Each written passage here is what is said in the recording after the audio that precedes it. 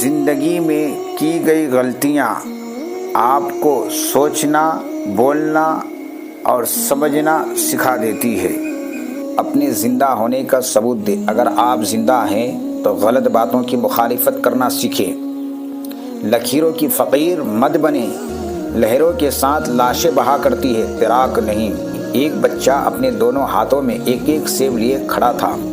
اس کے والد مسکراتے ہوئے کہا کہ بیٹا ایک سیب مجھے دے دو۔ اتنا سنتے ہی بچے نے ایک سیب کو اپنے دانتوں سے کاٹ لیا۔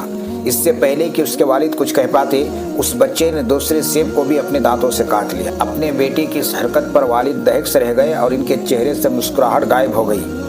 تب ہی بیٹے نے اپنے ننھے ہاتھ کو آگے بڑھاتے ہوئے کہا کہ ابو یہ لے لیں، یہ زیادہ میٹھا ہے۔ ہم کبھی بھی پوری بات اور معاملات کو سمجھنے کی کوشش ہی نہیں کرتے اور غلط فہمیوں میں مبتلا ہو جاتے ہیں۔